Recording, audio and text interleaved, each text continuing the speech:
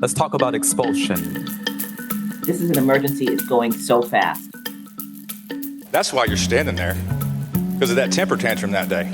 How many of you would want to be spoken to that way? For that yearning to have attention. That's what you wanted. But you're getting it now. The reason that I believe the sponsor of this legislation, of this resolution, spoke that way is because he's comfortable doing it. Because there's a decorum that allows it. So now the whole country has had an opportunity to see what is coming to a state house near you. This is not going to be limited to Tennessee unless we are vigilant. Hi, and welcome back to Amicus. This is Slate's podcast about the law and the rule of law and the Supreme Court, where accepting undisclosed $500,000 luxury trips to Indonesia, gifted by a private donor, is just called July. On Thursday, ProPublica published a barnstormer about Justice Clarence Thomas's vacation habits, and it's both shocking and totally unsurprising. On Friday, Justice Thomas released a rare for him public statement explaining that he had been told that he was complying with the old ethics rules and he will surely comply with the new ones. Okay. And while the ethics rules will seemingly never catch up with the justice's conduct, the long arm of the law seems to have tagged one former president. As we previewed on our last show, Donald J. Trump was indicted and arraigned this week by the Manhattan District Attorney's Office on 34 felony counts of falsifying business records.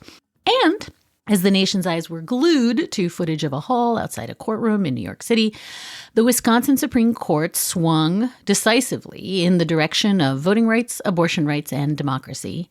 In the Tennessee State House, however, on Thursday evening, a Republican supermajority swung in the direction of large-scale vote suppression by ejecting a pair of young black legislators for, quote, decorum violations because they participated in a protest led by students, parents, and educators over that state's refusal to do anything at all to stop mass shootings in schools.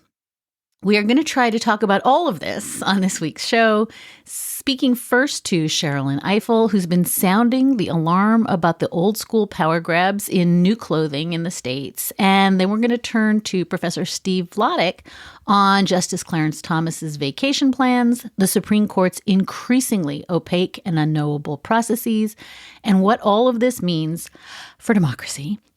Later on in the show, in our Slate Plus segment, Mark Joseph Stern will join us to discuss some things we couldn't pack into the main show, including the Supreme Court's justice optional ethics rules, that incredibly significant Wisconsin Supreme Court race, and a decision from SCOTUS on transgender athletes in West Virginia. And as ever, thank you so much for supporting our work. We know you value the journalism that we do here at Slate, and we need your support to make this show and all our other journalism possible. By joining our membership program, Slate Plus, you are supporting that work, and you'll enjoy all the benefits of membership, like listening to this show ad-free, and you get access to Slate Plus exclusive segments like my conversations with Mark. And you'll never hit a paywall at slate.com. Sign up for Slate Plus to support us and to access members-only benefits. To learn more, go to slate.com/Amicus Plus. That's slate.com, Amicus Plus. And as ever, thank you so much for supporting our work. Last week, after a school shooting in Nashville that left 6 people dead, 3 Democratic lawmakers representing parts of Nashville, Knoxville, and Memphis took to the floor of the Republican-controlled Tennessee House chamber. They did that as part of a student walkout demanding meaningful gun reform. Now, on Thursday night of this week, 2 of them, Representative Justin Jones and Representative Justin J. Pearson, both young black men, were expelled from that house. The 3rd representative who participated, a white woman, Gloria Johnson, was not removed when the vote fell 1 short of the 2/3 supermajority required to oust a member. This expulsion has the effect of stripping tens of thousands of Tennesseans of their elected representation. No House member has ever been removed from elected office for violating decorum rules. A few weeks ago, Sherrilyn Ifill wrote what I think is a vitally important piece in Slate, warning that stripping democratically elected lawmakers of their powers is the new vote suppression, and that it is happening all around the country, and that it is disproportionately being used to target Black officials. What happened this week in Tennessee is only the ugliest, most explicit effort to say that majorities and supermajorities will happily use their power to shut down protected speech and to strip elected officials of their powers, and in so doing, to ensure that democracy itself operates only for their own benefit. Her larger point was that this is happening everywhere, not just in the instances that make it to primetime news shows.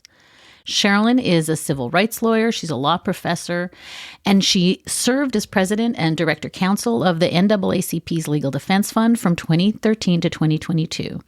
She's a senior fellow at the Ford Foundation and a longtime friend of this podcast. When Sherrilyn says something is happening, it is generally a good idea to believe that it is happening. Sherrilyn, thank you for making time for us. Thank you for making time for this issue. So important. I don't even actually know how to ask the question I want to ask, but this feels like a break the glass moment for democracy. It also feels as though it's a direct rebuke to watching the polls to see which presidential candidate is popular, because it assumes that voting still matters. Yeah, I wrote the piece in Slate because I felt the need to ring the alarm. There's quite a bit more about this in the book that I'm writing. And I actually hesitated to write the piece. I said, stop doing this. Just focus on your book, finish the chapter. And then I just said, you know what? My book's not coming out till next year, and we may not have that long. This is an emergency. It's going so fast. And so I wrote the piece to try and direct people's attention to something that has been going on. It is new, but also old. It's an old tactic that had been used in the South in jurisdictions where Black people were beginning to be elected to local commissions. And we see it happening all over the country. And, those of us who are used to focusing on voter suppression have to kind of understand that the opposition, that those who stand against democracy, those who stand against racial equality, those who stand against equal justice under law, those people understand that targeting voting practices is only one means of getting to the ultimate goal, which is always about power. And in this moment in which Republicans have gerrymandered their way into supermajorities in a number of legislatures, in which the accelerant of Trump has allowed them to leave behind, they have just ditched, ethics, shame, decorum, due process, all in an effort to hold on to power. And so what we're seeing now, the tactic we're seeing, is that they're going directly for the power. Forget about the voting practices. We're seeing all over the country Republicans maneuvering to take power away from Democratic elected officials. We see it in Wisconsin, where the legislature has taken so many powers away from the governor once Governor Evers was elected. We're seeing it in Kentucky. Andy Beshear, the Democratic governor of Kentucky, the red state, the legislature met and passed bills with a large enough margin to override his veto, to take powers away from him, the ability to appoint people to executive boards, to bring lawsuits, all kinds of power that normally rests with the governor. And I started the piece with the most important one, which is Mitch McConnell, who, was reported a number of years ago to be ill. This is before his recent fall, from which he is recovering. He began working and pressuring the Tennessee legislature to pass a bill, which they did pass, over the override of the veto of the governor, that would remove the governor's power to do what governors can do in 35 states, which is if a United States senator steps down for some reason, they can appoint someone to fill that unexpired term.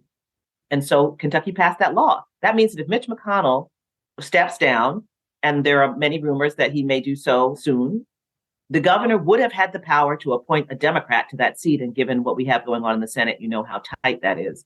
But now it will have to be a Republican, and it will have to be a Republican suggested by the executive committee. What we saw Thursday in Tennessee is all of a piece with this.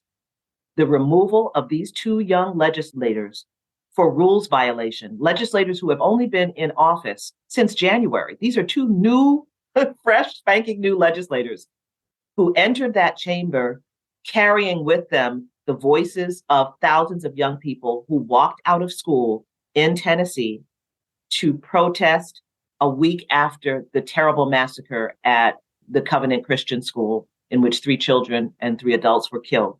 The young people want serious, real gun legislation, and these representatives were carrying that voice forward into the chamber.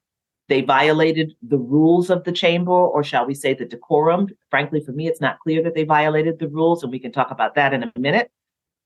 But they were expelled, which is extraordinary, Dahlia. This doesn't happen. This doesn't happen in state houses. Expulsion is the most extreme sanction.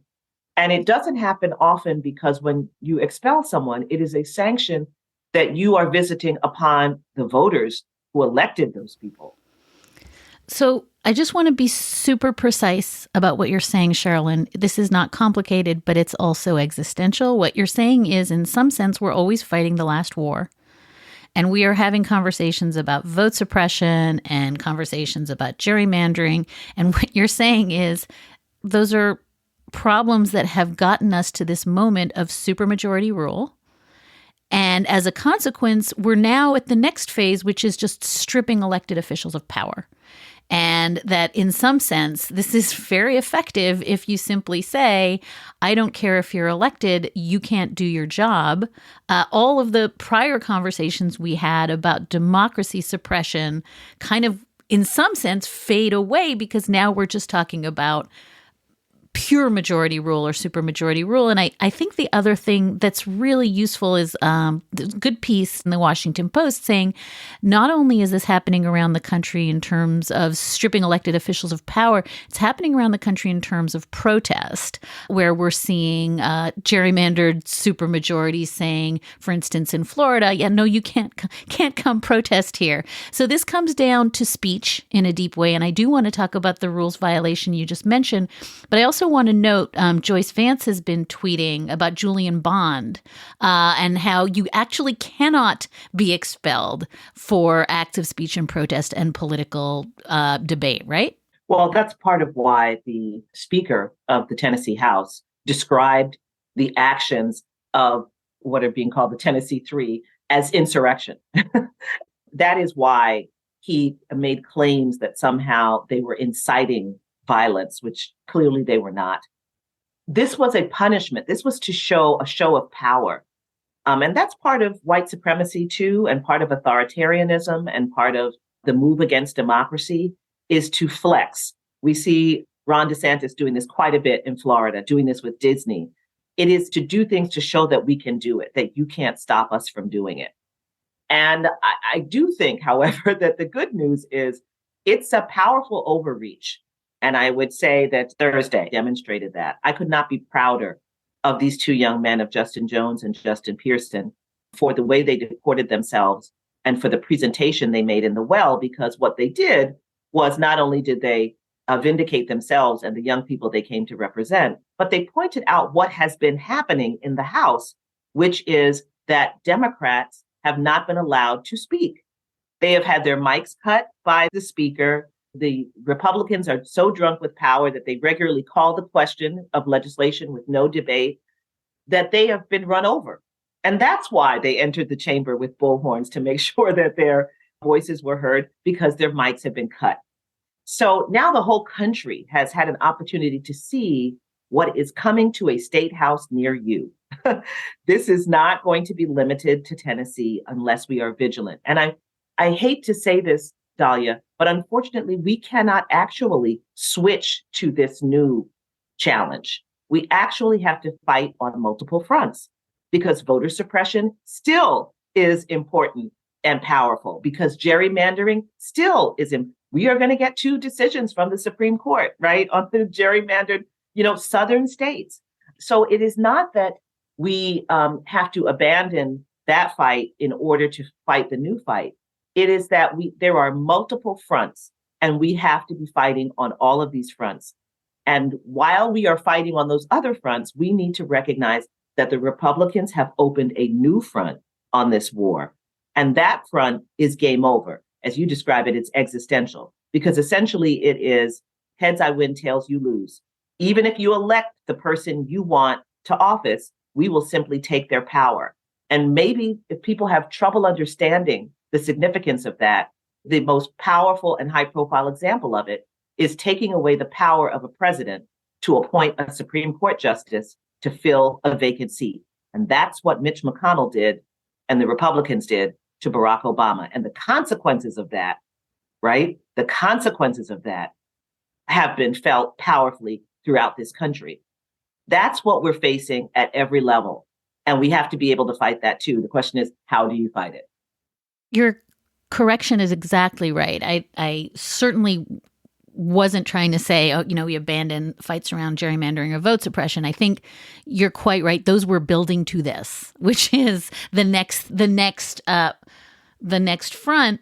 I also just want to quote, because it's so illustrative of the problem. Same Washington Post piece quotes Ron DeSantis saying, "My view was I may have received 50% of the vote, but I earned 100% of the executive power, and I intend to use it to advance our agenda."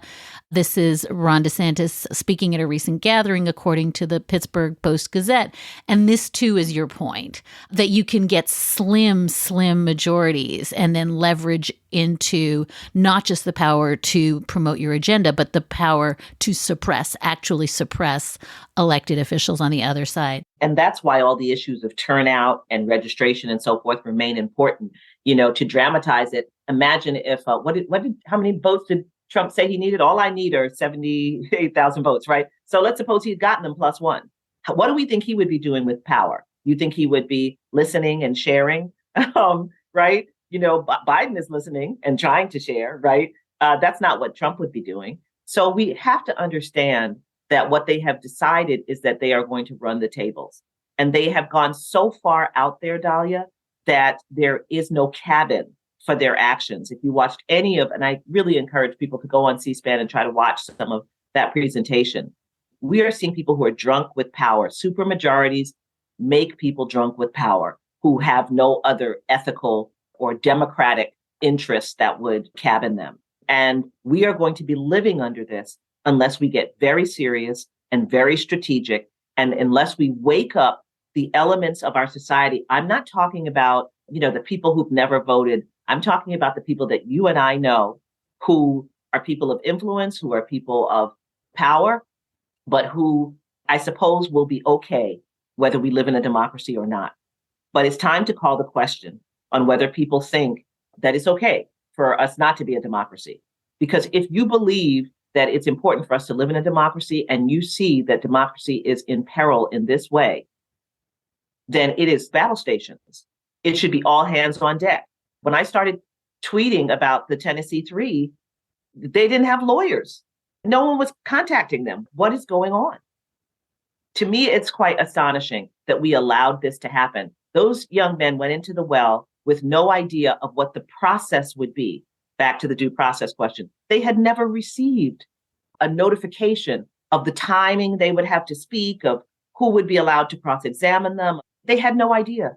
There was no process associated with it. The last time someone was expelled from the Tennessee Senate was in 2016, and an ad hoc committee was reported to investigate the possibility of expulsion, issued a report. That report and all the evidence in it was shared with all the members of the House before the trial and hearing. It took months. These young men participated in a protest last week, and they were expelled yesterday with no investigation, no notification of the procedures and how they could protect themselves beyond a bare bones resolution saying they would have the opportunity to participate in debate. It is unbelievable that this kind of due process violation could happen on the floor of a state house sanctioned by the speaker of that state house. And we don't have people speaking up all over the country just on that point, who care about due process, who maybe disagree with these young men, but who surely should believe that before we expel duly elected members of a state house, that we afford them due process, that there is an investigation of the charges against them, that a video is not introduced on the floor as it was yesterday with no authentication, no idea who made the video that they showed, no timestamps to determine whether the actions that the video showed were undertaken while the legislature was in recess or while they were in live session. The kinds of things that you and I would think of as just absolutely, essential, low-hanging fruit, the basic elements of due process. And none of that happened yesterday, and they were flagrant when it was brought to their attention. There were excellent House members who raised these very issues, and they were completely ignored. So this rush to remove these two young men, yes, you're right, it is a watershed moment. And what is good about it, Dahlia, that I think the speaker did not anticipate, is that the whole nation saw it. He thought this was going to be something in his temper tantrum, because the night of the protest, he tweeted out the video from, the video apparently taken by another House member.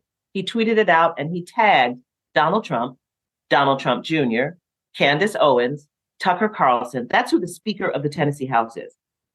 And he described it as the Occupy movement coming to the Tennessee Senate.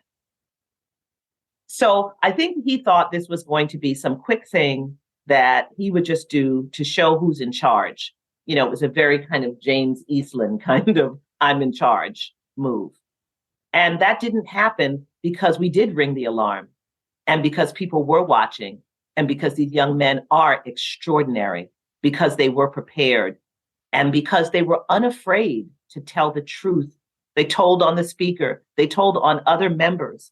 For years, one of your colleagues who was an admitted child molester sat in this chamber, no expulsion. One member sits in this chamber who was found guilty of domestic violence, no expulsion. We had a former speaker sit in this chamber who is now under federal investigation, no expulsion. We have a member still under federal investigation, no expulsion. We had a member pee in another member's chair in this chamber, no expulsion. In fact, they're in leadership, but in the governor's administration. And I think that was important to wake up more people to this issue, but also for people in these southern state houses where they have believed they are working under a cloak, doing whatever they want, to understand that we are watching. Sherrilyn, I think you've just identified what have been two longstanding themes in our conversations over the years. One is that power without process is not law. It's just power. It's the appearance of law. And the other thing, and I think it's almost the most important thing we can lift up for listeners who are as agitated as we are, and I just want to really re-up what Sherrilyn just said, which is watch the video. The spectacle of white Republicans lecturing these young men like bullies. It is really, really grief-inducing that we are here. But I want to say that the other theme I think that you are zeroing in on here is that it's not going to be enough to watch the videos and be enraged. And it's not going to be enough to pour money into these special election races. This is systemic. This is everywhere. This is coming soon to a state house near you. And that the work isn't to just be outraged. The work is to fix systemic process what seems like boring issues of democracy repair, because that is everyday work. And all of us, and I think you're quite right, people that you and I know don't quite see it as the break the glass moment that it is. Yeah, no, absolutely true. And this is what I mean about kind of waking up. I think what we do, what we've been trained to do, and largely this is a result of kind of media stuff, is that we wait for the next election. We're just waiting.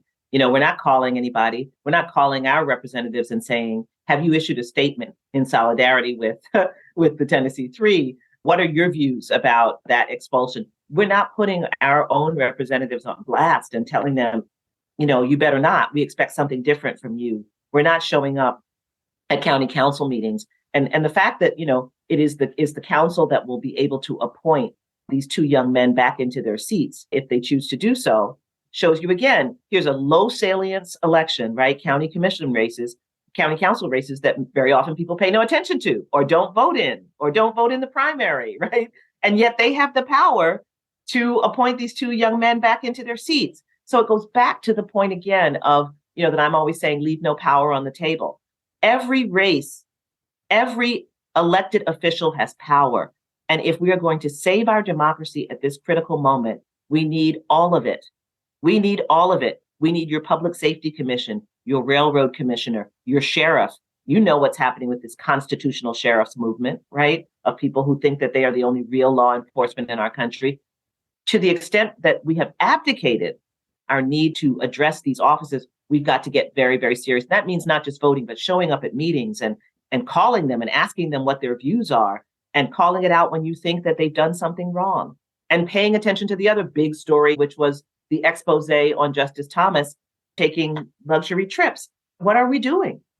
Does the Supreme Court sit above our democracy or within our democracy? If they sit within it, then we better figure out how to make it clear to them that they do. And that means by creating a code of ethics that is enforceable and to which they must adhere. And there being consequences when they don't adhere to it. We've got to get serious about what democracy really means. It is not that I'm free to do whatever I want to do and I can say whatever I want to say and I can drive as big a car as I want and you won't take away my steak and fried eggs. That's not what democracy is.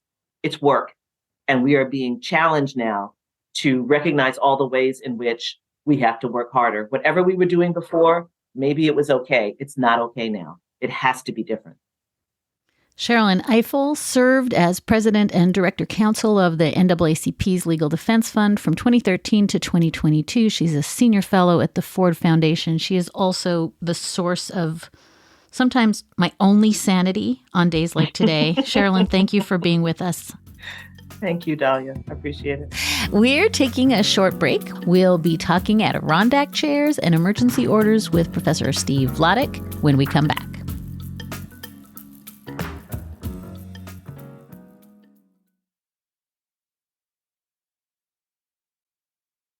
Confidence is key when it comes to dating, but if you've struggled to find worthwhile connections, it can be difficult to feel your best when meeting new people.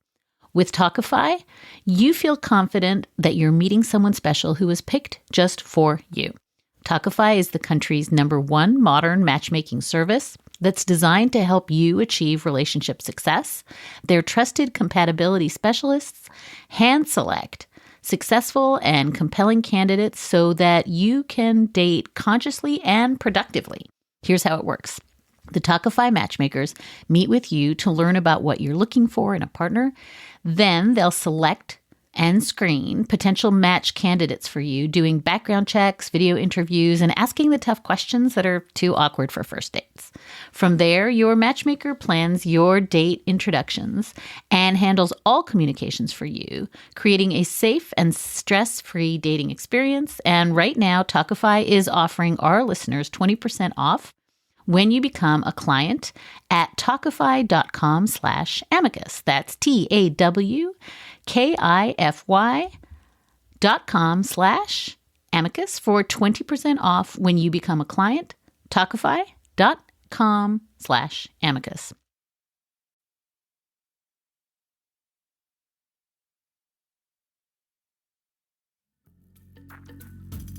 So Sherrilyn Ifill asked a really vital question at the end of our conversation there about whether the Supreme Court sits above our democracy or within it. And after the week we've just had, I am so very grateful to turn to someone who is thinking really hard about questions like that one. He's one of my favorite pundits, professors, and people, Steve Vladeck. He's the Charles Allen Wright Chair in Federal Courts at the University of Texas School of Law. And his amazing new book is The Shadow Docket: How the Supreme Court Uses Stealth Rulings to Amass Power and Undermine the Republic. Will be published by Basic Books next month.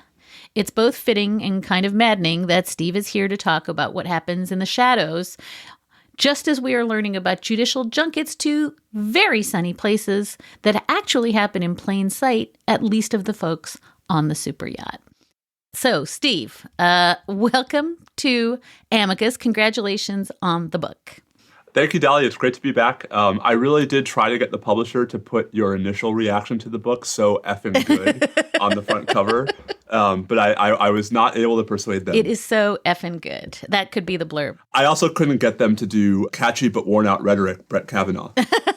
You know that I always wanted to put Sam Alito's Some Hack on my book, but no, couldn't get that either. Okay, listen, it's been a week. And I thought we should just, as one does, start with the news. Tuesday, indictment, arraignment, speech about Hunter Biden and stolen elections. Can you just give us your quickie top-line thoughts about whatever it was that we witnessed in Manhattan this week? I think we witnessed the media beclowning itself for the most part. I think we got a rare and a vantage point of the very, very first step of a New York State criminal prosecution, which, there's this remarkable divide among the commentariat between those who have ever practiced in New York State courts and those who have not, about how much of this is weird and how much of this is just how New York rolls. But, to me, the real headline out of New York is that, everyone needs to chill. Even if this case, even if the Bragg prosecution is the only thing that happens to former President Trump, these are still incredibly early days. The odds that there's going to be a superseding indictment, I think, are virtually 100%. And, I think if the noise out of Atlanta and Washington signifies anything, it's that it could be pretty soon when this is an afterthought. And when, debates about the criminal prosecution of former President Trump have moved to charges where no one is publicly trying to say this is not a crime. Do you want to explain for listeners what you just said about the superseding indictment and 100%? Because I'm guessing that they haven't been listening to the commentariat. They should have. So, a lot of folks who, have fashioned themselves New York criminal procedure experts looked at the indictment and looked at the statement of facts put out by the district attorney's office and said, that's it? When the reality is that in these kinds of cases, especially white-collar cases, there's a long tradition in New York State courts. I say this as a proud member of the New York Bar, right? That there's a long tradition in New York State courts of sort of laying down the marker of the first indictment being the proceeding initiation phase. Part of why it takes so long to get from this step to the next steps is because it's sort of baked into New York procedure that things are going to evolve. And that prosecutors, as they learn more, might update the indictment, might file more information. But also, I think folks are assuming that, this is meant to educate us, the public. If you're the prosecutor, there are reasons why you don't want to put all your cards on the table until you have to. And so for those who read the indictment, read the statement of facts and said, oh, I'm not convinced, here's just a little reminder that if this ever goes to a jury, it will only be after a whole lot of additional stuff has happened, and that no one will be measuring former President Trump's guilt or innocence on these charges by dint solely to what we saw on Tuesday. Right. And that's why when Alvin Bragg was pressed over and over in the presser he did after about what these other big looming felonies are, he was like, yeah, no, I'm not going to tell you. He doesn't have to tell us. Why would he? Right. He's trying to get a conviction in a court of New York jurors, not in a court of public opinion. And I understand that people want to have the trial now on primetime television, but that's not how this works. So I was going to ask you the follow-up question, but I think you've already answered it, which is, there are two teams manifestly screaming at each other. One is saying, you come for the king, you'd best not miss. Bragg missed, woe is us. And then there's another team that is saying, look, this is an airtight, eminently winnable white-collar crime case. Everyone should be happy. And you're saying neither of those things is actually true because we don't know what the hell is coming. Right. Or I would say neither of those things are necessarily true. Yeah, at this moment. At this moment, right? It's possible that we'll look back and say, oh, well, we should, that camp was right. But the first thing they teach you when you're doing bar review for the New York Bar is that New York is weird. And New York procedure is weird. That's true of civil procedure and criminal procedure. New York courts are weird. The trial court's called the Supreme Court, for crying out loud. And so I think everyone should take a breath, both because more things are surely going to happen in New York, and because it at least seems possible that even the New York events are going to be overtaken by further proceedings elsewhere. Right. So this is you reminding us yet again, a through line on this show. Courts ain't sports. They happen in their own internal, sometimes glacial time, but sort of sitting and cheering as though you're watching an episode of Law and Order is not a thing that you can do in real time. Yeah?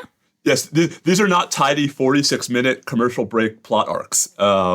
And I realize that that's not what people want to hear, but all the time on Twitter, people are complaining about how slow the legal system is. I'm like, well, there actually are good reasons for that, even if at this moment they're inconvenient. I do want to ask you one Supreme Court related question. You've already hinted at the best is yet to come. We've got Fani Willis, we've got Jack Smith. But the question I want to ask you is, how does this or anything get to the Supreme Court? Is there going to be some ruling in some discrete case that rockets its way up to Clarence Thomas's desk? By way of a private jet paid for by Harlan Crow. Hey, rockets. Nobody is alleging he gets a rocket. Be fair. Yet. Okay. Yet. So, not in its current posture. I mean, the, state criminal cases are the class of lawsuits that actually have the most hurdles to getting to the U.S. Supreme Court. Some of those are procedural. It's just not the norm that criminal defendants get to bring what we call interlocutory or sort of non-final appeals in criminal cases. That's especially true in New York.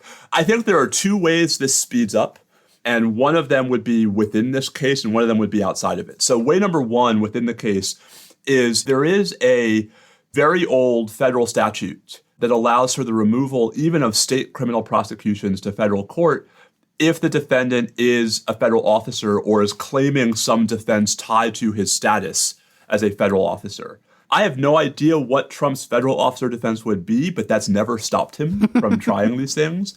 And the way that procedure works, the removal actually happens automatically. And then you fight in the federal district court, presumably in Manhattan, about whether the removal was proper. And that you could imagine, blowing up and going to the Second Circuit and then the Supreme Court over whether Trump actually had a viable federal defense. The other thing he could do, which would be even more disruptive, is he could try to bring a standalone civil suit in federal court seeking to enjoin or block the New York State criminal proceeding. If he tried that, he would run headlong into the doctrine that federal courts students and nobody else know, which is Younger abstention. But Younger versus Harris is this 1971 Supreme Court case that basically says it's not appropriate for federal courts to use injunctions to block ongoing state criminal cases unless some really, really egregious circumstances are present. Again, I don't think that would be an especially viable claim, but it's not frivolous. And, that could gum up the works if you have a standalone lawsuit filed in New York that then itself gets appealed. And so there are a couple of ways this gets to the Supreme Court, perhaps relatively quickly, but not through sort of the Supreme Court for New York County, right? It would have to be some move to sort of get this case either blocked or removed to federal court, and then what happens after that. Steve, I wanted to talk about the ProPublica piece reporting on Justice Thomas accepting these luxury vacations undisclosed from GOP billionaire megadonor Harlan Crow. But I also wanted to just point out that not one little thing in this phenomenally reported story actually surprised me. Not the super yachts, not the jets or the chefs or the sitting around with Mark Paletta and Leonard Leo. Nothing. The art. I think the art surprised me because it's tacky. But I also want to talk about your book. I guess the reason it connects up to themes in your book is that, of course, Thomas disclosed not a lick of it. And it does seem to be of a piece with the general argument of the book that justices just do what they want, when they want, because they want to. And the problem is they do a lot of stuff and they don't tell us about it. So maybe through that lens, do you want to just give us your thoughts on this Harlan Crow story, which in any other civilized country would be front page, horrifying, shattering news that requires investigation? But investigation by whom? Yeah. I think it was last week that there was this fairly sort of weird release from Senator Whitehouse about how the Judicial Conference of the United States, this is the sort of governing body of the administrative arm of the federal courts. The Judicial Conference, basically Chief Justice Roberts and the chief judges of each court of appeals and a handful of district judges, had revised the travel disclosure policies for federal judges and justices. And my reaction to that was, what was this in response to? I think we now have some sense of what it might have been in response to, not just here, but in other contexts. I think the broad thematic point here, which is not surprising, but is worth repeating, is that there are so many ways in which the Supreme Court as an institution is completely cloistered. I'm going to try to avoid the shadow metaphor because I've kind of overused it a little bit, but in ways in which a healthy institution, even with 6 conservative justices who are doing what they're doing to the substantive law of the United States, would still be acting and functioning in a much different way. And I really do think that all of it, right, the piece about sort of non-disclosures of these kinds of travel plans, these kinds of travel supports, the justice's own hostility to binding themselves to an ethics code. All of it is of a piece with an institution that's just not worried a whit about the other 2 branches. And the recent phenomenon of the shadow docket, the sort of the surge of emergency rulings and sort of unexplained orders with these broad effects, is really part of this much larger story of Congress just totally taking its hands off of the courts. The question, I think, is what is it going to take to create any kind of bipartisan consensus that without touching the justices, without, changing the composition of the court, without going after the rulings they're handing down, there's still something pretty significant in the kinds of sort of institutional reforms that would make the court more transparent. We wouldn't react this way to these stories. Like, oh, I'm not surprised to find that there was more shady stuff happening in the dark. Right. And what's strange to me is Justice Thomas's office did not answer any of our questions. And Harlan Crow was just like, no, but he's my buddy. Like, I love him. And it's amazing that this is right. This is the Justice Alito line. This is Justice Scalia during Duckgate, the duck hunting, which is just like, I can't help it if I'm awesome and everyone wants to give me stuff. And it's just so, I think, indicative of the thing you're arguing in your book, which is like, but you're not that awesome that you don't need to have rules. And it's so weird to me that there's this just monarchic tone to this whole conversation that seems to be its own defense.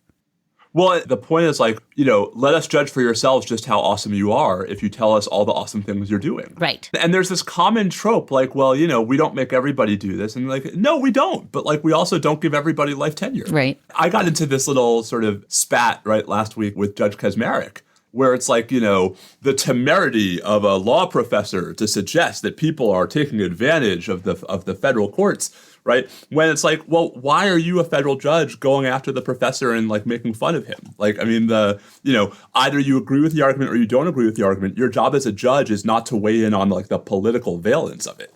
And so I think it's just, to me, Dahlia, it all stems from the same basic disease, which is that for whatever reason, since the 1980s, legislative supervision and oversight of the judiciary has become a complete non-starter.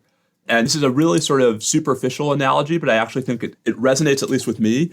It's exactly what's happened with the war powers, where, Congress completely divesting itself of responsibility for supervision and regulation of how the executive branch uses military force has led to just this increasing accumulation of unilateral, unreviewable power by the executive branch in contexts that bother us, many of us at least, less because we don't see it. It's happening over there. Right. And it's happening across administrations, Republicans and Democrats alike. That's what's happening with the courts. I mean, when the Supreme Court hands down a big decision or does something controversial or a story like this breaks, they fear no consequences. And, there's something about how the fear and consequences would make the court healthier. And I just think we've lost that thread completely in all of our modern discourse. I was going to ask you, Steve, what it feels like when a federal judge goes after your extensive academic work on the actual problem of judge shopping, and he does it like a mean girl, and how it is that you manage to respond. And I should just tell folks, Steve put up a really temperate and sane and thoughtful response in the pages of Slate.com. But I do think it is weird when you're having to evince judicial temperament and judges are not. I don't know if you have anything you want to add or if we should move on, but that really is an astounding abuse of life tenure. Yeah, I mean, I wish it were isolated. I mostly got a kick out of the Kaczmarek episode, I have to confess. It bothers me not as an attack on me. It bothers me as what it says about the current state of our federal judiciary. And I think it's the old line, right? Never go to war with someone who buys ink by the barrel. I don't even buy the ink. The Twitter ink is free. The problem is that it's a microcosm of the larger point, which is, someone like me comes along and says, hey, here's my evidence. Here are my receipts about what's happening and why this is a problem. Okay? Your job as a judge is to decide whether you are persuaded that these receipts are proof of a problem or not, and to tell us why. Mocking the person who brought the receipts without actually responding to what they demonstrate, without suggesting that the data is misleading, which it isn't, without suggesting that Texas isn't judge shopping, which it publicly admits it is, without going all the way back to Kyle Duncan in Stanford. It's the same phenomenon, right? It's like judges are not supposed to be in the trenches, in the, sort of partisan political battles of the day. And I think the more that they view that as part of their job, indeed, the more that they view that as like how they stand out for the next administration to try to get a promotion, the more we've completely lost sight of why we have an independent federal judiciary. And the more that I think the absence of meaningful oversight, the absence of meaningful accountability rears its head. We're going to take a quick break. And more now with Professor Steve Vladeck. So I want to turn to your book, The Shadow Docket. Speaking of, because I do a little bit worry that listeners are going to think it's just about, the quote unquote shadow docket, the way you and I have talked about it for the last couple of years, which is these emergency late night orders. But of course, it's about, as you've just said, the ways in which the Supreme Court has arrogated unto itself these sort of very secret, weird technical powers in ways that the public just doesn't know about. And that's not just the shadow docket, but also I think with this coda that you've now mentioned twice, which is, and nobody tries to stop them. So much of the narrative in the book was actually new to me, which is quite embarrassing because I actually like to think I cover this stuff. But can you just walk me through the argument? And I think let's start with your first chapter on certiorari and how cert grants, which seem like this kind of benign power, right? I'm going to hear this case. I'm not going to. Got it, need it, right? But it's actually not benign, and it's actually kind of allowed the justices to rule our world. So can you just walk us through your first chapter and how cert evolves as a way of kind of setting the table for what the book is attempting to explain? Yeah. So chapter one, I will confess, chapter one is my favorite chapter of the book. It's good. It's good. I had so much fun writing it. So chapter one is basically a history of the Supreme Court's jurisdiction, which sounds completely uninteresting and like boring beyond all get out. And actually it turns out that I don't know if he's a protagonist or an antagonist. I think folks will have different views about this, but the main character is William Howard Taft. Because it was Taft, even before he was Chief Justice, which, by the way, he was desperate to be, could care less about being president. He wanted to be Chief Justice.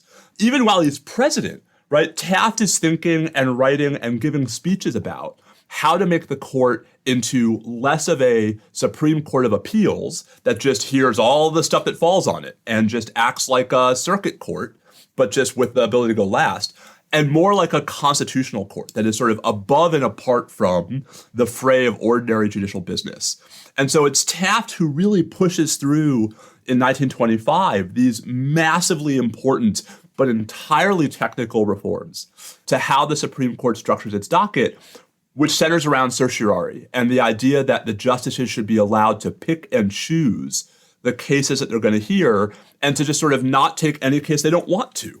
And it's defended in 1925 as a way of sort of solving the problem of docket crowding. Taft says we're going to ignore the frivolous cases and we're going to just take the important cases.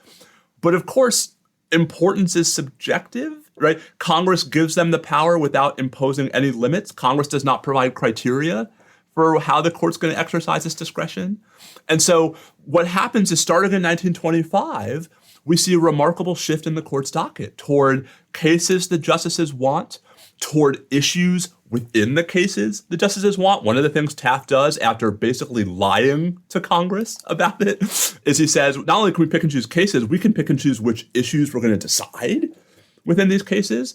And, it's not a Taft thing, it's later. The justices even start rewriting the questions so that, there are cases on the Supreme Court's docket right now where the Supreme Court is deciding a question that the justices themselves wrote, that no party presented, and then the justices chose to grant cert on the question as they have written it. And, the goal of chapter one, right, is not necessarily to suggest that that's net bad. you need some mechanism, right, when you have that many cases coming to the Supreme Court to pick and choose how you're going to decide them. It's just to suggest that that mechanism is all about power. And it's all about sort of your conception of the Supreme Court as an institution. And all of the big decisions are made behind the scenes. They're made in conference when the court decides whether to grant or deny. They are never explained, right? The court provides no rationale ever for a grant or a denial of cert. And, I think the too much, Dahlia, of our contemporary coverage of the court takes at sort of face value that these cases are just the cases the court is hearing, as opposed to the cases that these justices chose to take so they could resolve the questions that they want to decide within those cases. Like, that is an important caveat to, I think, any conversation about the work of the court. Yeah, it's so important, Steve, because I think what you've just done is distilled the problem I've been having this year on the show, which is, why do we take for granted that the court needed to hear affirmative action again this year? Why do we take for granted that the court needed to hear 303 creative, a case that actually hasn't happened? And I think that we start from this presumption, right? This building that's built in the 1930s and made to look like it's 500 years old. Also Taft. Yeah, like he was really kind of creating a fiction in real time that we all now are like, well, it's a temple. What are we going to do? It's been there since the founding. And so I love what you're saying, because it's a way of explaining that when we start the conversation on the first Monday of October saying, well, these are the cases that needed to be heard this year. Because here's what's on the menu tonight. America's waiting for answers. And what you're saying is that's entirely self-constructed. And we don't interrogate that. And we don't ask ourselves, super weird that they're hearing abortion again for the fifth time, right? It's crazy. So I think that's important. And I want you to can you move from that to your chapter on the machinery of death and the death penalty? Because I think that, we can all stipulate the court needs an emergency docket, especially if you're executing people in the dark of night. Right. But your point, I think, is much deeper about how the death penalty docket becomes kind of the basis for how we get the shadow docket we have today. Yeah, so I'm so glad you've sort of framed this as the book is not just about emergency applications, right? Because I think the sort of the gist of the book is that we look at the court as the sum total of its merits decisions. And we should be looking at the court much more holistically. And that includes emergency applications, right? There was an attempt by the conservatives to rebrand the shadow docket the emergency docket. That actually misses what the shadow docket is, right? So the cert story is out there. It's been out there. It's not going anywhere. The emergency story really, this is the thing I actually learned the most while I was writing the book. Because I was trying to figure out, so when did things change? Like, there was this old school model where if you had an emergency, you found your local circuit justice, sometimes maybe in Yakima, Washington, right? And you get him to issue a cursory, unexplained ruling that just temporarily adjusted the status quo, and that would be that, right? And there'd be no ruling by the full court. There'd be no long-term impact from this one-page order. So everything changes in 1980, and it changes in direct response to the Supreme Court's reinstitution of the death penalty in 1976. Because, for folks who are sort of loosely familiar, right? So the court imposes what is effectively a nationwide moratorium on capital punishment in 1972, but can't decide what the problem is with the death penalty. And so it sort of reverses itself 4 years later and says, well, you know what? The problem is not capital punishment. The problem is that you guys were doing it the wrong way. And so as long as you follow these 47 different rules we're about to lay down for capital cases, we'll let you execute people. Well, Dahlia, those 47 rules have to be enforced. And the way that states were treating capital cases, they were very aggressively setting execution dates so that there were plenty of death row prisoners whose first chance to meaningfully litigate one of the 47 new rules that the Supreme Court articulated is through an emergency stay, where, the thing that you're trying to do is get some court to block the execution for long enough to make sure that the 47 rules were followed. And so we see this remarkable uptick where in the October 1983 term, the full court hears 83 applications from death row inmates seeking to stay executions. Just for contrast, there's a representative year in the 1960s where the court heard 4. And so you see this explosion, and the court reacts by taking power away from circuit justices, right? So it's in 1980 when the court starts referring all potentially divisive applications to the full court. That means no more in-chambers oral arguments. It means far fewer in-chambers opinions. Instead, the full court's going to decide these cases, and because it's the full court, they're going to say even less. So the rise of completely unexplained full court orders is a direct response to the death penalty. The court stops adjourning when it rises for its summer recess. That might sound like the most pedantic, irrelevant point. It's actually really important because it means that the full court can rule over the summer, which it couldn't before 1980. Even from a super yacht, they can rule over the summer. Even from a super yacht. But like this has this profound change in how the justices approach emergency applications that no one notices because for the better part of 35 years, it all happens in the unique and surreal space of the death penalty. And so there's just this mentality that like, I mean, if you're a death penalty advocate, yes, you understand what's happening, but you also think this is just about death, right? You ask people who clerked on the court in the 80s or 90s or 2000s, like, what was the shadow docket? They'll say it was just the death cases. And so the shift in the last 5 or 6 years is not using the shadow docket in ways that had never been used before. It's taking the major, important, problematic shifts in how the court behaved in capital cases that had hitherto been limited to capital cases and applying it to everything. Applying it to nationwide immigration policies, state COVID mitigation policies, congressional district maps. I mean, everything under the sun, where if it's divisive, it's going to the full court. Our norm is not to explain anything, right? And we're going to follow that norm, hew to that line, even when the lower courts have written like hundreds of pages about why they ruled the way they did. We can't be bothered to tell them why they're wrong.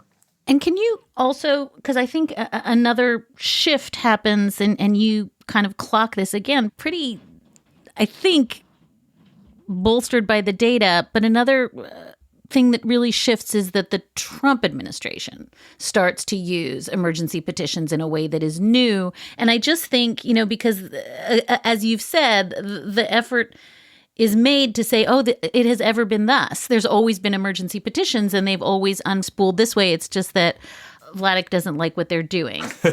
So can you just walk us through how the Trump administration actually gooses this whole process? The segue from the capital cases to sort of the last couple of years is Trump. The data, I think, is revealing, although the story is even more true than the numbers. So one of the reasons why the shadow docket had been almost exclusively in the emergency context a death docket is because litigants didn't really think to ask the court to do more through emergency applications, right? The Solicitor General, the most regular litigant, probably the most privileged litigant in the Supreme Court during the Bush and Obama administration, so that's 16 years of two very different administrations, goes to the court for emergency relief a total of 8 times. And 7 of those have no public dissent when the court rules, right? I mean, 7 of those were like either, yes, we're all in, or no, we're not. Only one of those is actually ideologically divisive. So once every other year, the SG is going to the court, and it's not usually on headline bait, right? Like social policy drama. Trump comes along and asks the court for emergency relief 41 times in 4 years. You were there, right? Like there were moments where it felt like the Trump administration was filing multiple emergency applications a week. So much so that the Solicitor General's office creates a 5th deputy just to deal with emergency applications. And the unifying theme of these applications is a concerted attempt to basically use the court to allow the administration to keep enforcing policies that lower courts had blocked, either while the case worked its way to the Supreme Court or perhaps in lieu of it ever getting to the Supreme Court. So travel ban 2.0, the military transgender ban, the asylum ban, the third country rule. I mean, there are so many examples of policies that, Dahlia, no court ever actually says are legal. The border wall, right? But where the policies are allowed to be carried out because they've got these unsigned, unexplained stays. I really think, and the book tries to argue, that's what really shoves this snowball down the mountain, where the court, perhaps not thinking carefully about the implications of granting relief so often, just keeps doing it. And the repetition itself creates precedent that as soon as Trump is out of office, other parties start trying to follow. Right. The court becomes the but mom, court, right? Just we'll short circuit the process because we want a thing. And there are sort of superficial attempts to defend this, right? So it's cast in some quarters as the court just dealing with lower courts that are part of you'll remember this chestnut, the judicial resistance to President Trump. That's an ironic claim since some of these lower court decisions were written by pretty dyed-in-the-wool conservative. I mean, when Jay Bybee is writing the opinion about why you lose, that's not a liberal judge behaving badly. But also part of it was, the claim was this was a response to nationwide injunctions and the proliferation of nationwide injunctions. That's not true descriptively. Only about half of the applications involve nationwide injunctions. But even if it was, take a case and say so, Supreme Court. Right? Shockingly, since Biden's come to office, the court has all of a sudden been perfectly fine, leaving intact, refusing to stay nationwide injunctions of Biden administration policies. And so I think two things happen. One, Trump's cases, the supply sort of supercharges the shadow docket. Two, Dahlia, for the first time, we have enough of a data set that, people like you and me can look at it and say, this is more than just, one-off bad decisions. This is actually a pattern that actually merits, one, study, and two, conclusions that we can derive from the pattern of behavior. So the end of the book is kind of an elegy about legitimacy. It actually kind of reminds me, I felt as though the Dobbs dissent was an elegy for the court's legitimacy. And, you and I have been kind of working this SCOTUS legitimacy beat for quite some time now. And I think there's a series of attacks, including from Justice Alito, suggesting that what you do when you, as I said, carefully document this with data and history, and then you're accused of doing some Homeland-style springboard conspiracy theory to create what Justice Alito called, in his speech about the Shadow Docket, a, quote, catchy and sinister term, Shadow Docket, which he says, quote, has been used to portray the court as having been captured by a dangerous cabal that resorts to sneaky and improper methods to get its ways. End quote. And the argument again is that it's you, Professor Vladeck, delegitimizing the court.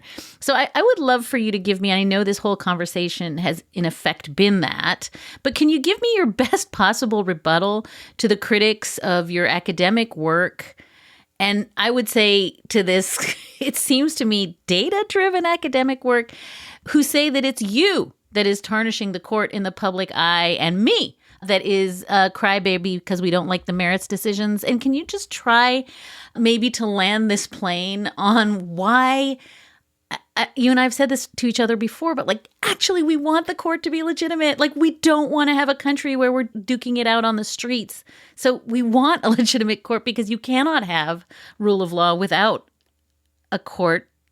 It's not your project to make the court look bad. Or at least it's not my project to make the court look bad in order to sort of destroy it. The cheesy reference I completely appropriate is I actually come to save Caesar, not to bury him. And I guess, there's a Taylor Swift thing, right? It's me. I'm the problem. It's me. I guess I have two responses. So the first response is one of the things that has been noticeably lacking from any of the organized responses to my work has been any coherent countervailing defenses of the court's work. When Alito gives a speech and says, we're not treating these as precedential, and I show you the order in which they yell at the Ninth Circuit for failing to follow an unsigned, unexplained order, you got to come with more than just you're being mean to the justices. So, if there's a coherent through line that explains this pattern, no one's offered it yet. And instead, what there are sort of scattershot defenses of different slices of this that actually don't hold up when you see the court not following those same principles, right, in cases where they should have applied. And then the other part of this is just the notion that none of it matters. Will Bode, who coined the term shadow docket in the context of the Supreme Court, gave a talk last fall where he, trying to describe the current court, if not to defend it, basically said, these are justices who are committed to the law and not politics, right, to a greater extent than their predecessors. And if that means sort of breaking some procedural eggs to get to the pure substantive legal principles they want to get to, so be it. And so I guess where I end up, Dahlia, is what this is really about. It's a referendum on the value of process and whether we think process matters. because, you know, the notion that like, if you can't defend the court's procedural shenanigans, all you can do is dismiss them. And so all we're left with is like, oh, the process doesn't matter. And I'm here to say, like, process matters not just because I'm a liberal and they're conservative. Process matters because process is the best defense we have against charges that these are just partisan politicians in robes. Process is how we actually have any faith that there are neutral principles governing how the courts are acting and not just ruling for the red team and ruling against the blue team. And I just think that, like, I'm a little horrified that that's such a partisan position apparently to have these days. I'm heartened by the fact that John Roberts, in at least some cases, appears to share it. The story of the John Roberts dissents on the Shadow Docket, I actually think is one that ought to be told a lot more loudly, where he's joining Elena Kagan in an opinion that is castigating the other 5 conservatives for procedural shortcuts. And so the question is, like, how do we I mean, this is going to sound really silly. How do we find more John Roberts? And I don't mean, like, how do we get more judges like John Roberts? I mean, like, where are the John Roberts among the conservative thought leaders out there who actually understand that the court's institutional legitimacy is essential to even a long-term conservative vision of the role of the court and what it can accomplish? And I realize it's a little cynical to make this about self-interest, but I don't understand why it isn't in the interest of those who are very content with the current majority to solidify the power of that majority for decades, as opposed to the sort of, you know, to borrow Leah Littman's term, as opposed to the YOLO, we're here, we're dressed up, let's go, when maybe 5 years from now, you've actually undermined your ability to keep doing that. And so my question, and I don't have a good answer to this, is how do we build a story about the court that suggests that it's very unhealthy as an institution, even if you have no trouble with the substantive rulings they're handing down on the merits docket?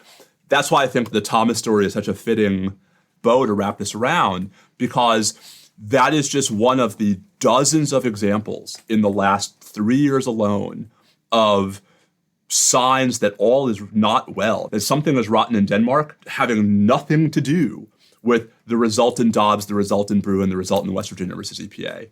And that's the conversation that I really hope the book helps to spark and to precipitate, not just among people who think like us, Dahlia, but people who don't. Your last chapter is called Read the Opinion, which is Amy Coney Barrett's defense of, you know, we're not doing anything in the dark. And, you know, the question is, like, show us the opinion. Where is it? I can't find it. Is it in the couch cushions? Like, did Clarence Thomas take it on the jet? Well, she gave that speech 2 days before the 5-4 ruling in the Clean Water case, where she is the decisive vote, and there's no opinion to read. It's there's a lot of self-owning going on here, and I think it gets back to the same problem, which is they're just not remotely worried that the institution's in any trouble from anyone who matters. Steve Vladeck is the Charles Allen Wright Chair in Federal Courts at the University of Texas School of Law and a nationally recognized expert on the federal courts, constitutional law, national security law, and military justice. His new book, The Shadow Docket, How the Supreme Court Uses Stealth Rulings to Amass Power and Undermine the Republic, goes on sale in May. Order it now. Steve, you are always just crystal clear and urgent and funny at the same time. So it is a treat to have you on the show. And really, congratulations and best of luck with the book. Thanks, Dahlia. It's always great to get to talk to you in any forum. That's a wrap for this episode of Amicus. Thank you so much for listening in, and thank you so very much for your letters and your questions. You can always keep in touch at amicus@slate.com, and you can find us at facebook.com/Amicus Podcast. Today's show was produced by Sarah Birmingham. Alicia Montgomery is executive producer of podcasts at Slate, and Ben Richmond is our senior director of operations. We'll be back with another episode of Amicus in 2 short weeks, and until then, take good care.